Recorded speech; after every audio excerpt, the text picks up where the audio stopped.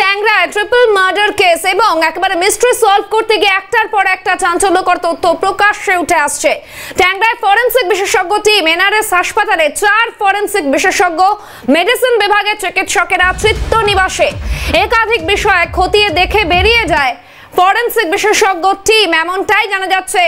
ট্যাংরায় চাঞ্চল্যকর ঘটনা এবং যেখানে তিনটে খুন, বাড়ির 2 গৃহকর্ত্রী এবং এক নাবালিকার মৃতদেহ উদ্ধার, অর্থাৎ নাবালিকা কন্যা সন্তানের মৃতদেহ উদ্ধার হয় এবং প্রথম থেকেই আত্মহত্যা না খুন তা নিয়ে ধোঁয়াশা তৈরি হয়েছিল এবং তারপর ময়না তদন্তের রিপোর্ট প্রকাশ্যে আসতেই একেবারে স্পষ্ট হয়ে গেল যে আত্মহত্যা নয়, খুন করা হয়েছিল। 2 গৃহকর্ত্রীকে হাতের শিরা কেটে গলার নলি কেটে খুন করা হয় এবং বিষক্রিয়ায় বিষ দিয়ে প্রাণহানি হয়েছিল ওই নাবালিকার। এবং এই ঘটনার পর দুর্ঘটনা, অর্থাৎ অভিষিক্তা মোড়ে মেট্রো পিলারে ধাক্কা লাগে, সেই গাড়ি দুর্ঘটনা, সেই দুর্ঘটনার যোগসূত্র ধরেই ট্যাংরার এই টানটান উত্তেজনাপূর্ণ বিষয়, এই ট্রিপল মার্ডার কেস ট্যাংরার একেবারে প্রকাশ্যে উঠে আসে।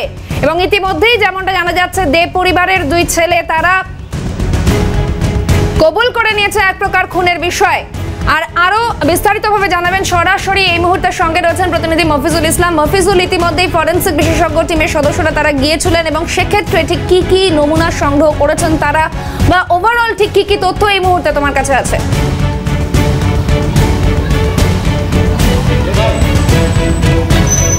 দেখো, 11:35 নাগাদ এনআরএস হাসপাতালের ফরেনসিক মেডিসিন বিভাগের যারা চিকিৎসক রয়েছেন 4 জনের চিকিৎসক সদস্য, তার মধ্যে বিভাগীয় প্রধান ডক্টর মলি বন্দ্যোপাধ্যায়ের নেতৃত্বে 4 জন ফরেনসিক বিশেষজ্ঞ চিকিৎসক দলের সদস্য তারা কিন্তু এই চিত্ত নিবাসে তারা এসে পৌঁছেছিলেন।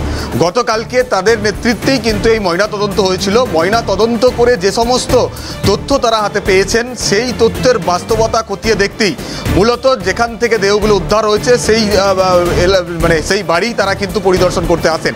সেই যা ময়নাতদন্ত করে যে তথ্য তারা পাচ্ছেন তার সঙ্গে দুর্ঘটনাস্থল বা ঘটনাস্থল সেখানকার বাস্তব চিত্র কি সেটা মিলিয়ে দেখার উদ্দেশ্য নিয়েই মূলত এই ফরেনসিক মেডিসিন বিভাগের চিকিৎসকরা তারা কিন্তু এসে উপস্থিত হয়েছিলেন। প্রায় 40 মিনিট ধরে তারা এই চিত্তনিবাসের বাড়ির তারা কিন্তু উপস্থিত ছিলেন। যে ফ্লোরের আলাদা আলাদা ঘরে 3 জনের দেহ পড়েছিল, যেখান থেকে উদ্ধার করা হয়েছিল সেই সমস্ত ঘরগুলো তারা কিন্তু খতিয়ে দেখেন এবং যেখান থেকে ধারালো অস্ত্রটা উদ্ধার হয়, ছুরিটা উদ্ধার হয়, সেই ফ্লোরেও তারা কিন্তু যান, সেখানেও গিয়েও তারা কিন্তু খতিয়ে দেখেন। এবং যেহেতু এই যে নাবালিকা তার মৃত্যু হয়েছে বিষক্রিয়ায় এবং তার ময়নাতদন্তের পর দেখা গেছে তার সঙ্গে ধস্তাধস্তি করা হয়েছিল, সেরকমই একটি নমুনা তারা কিন্তু ময়নাতদন্ত করে তারা কিন্তু পেয়েছেন।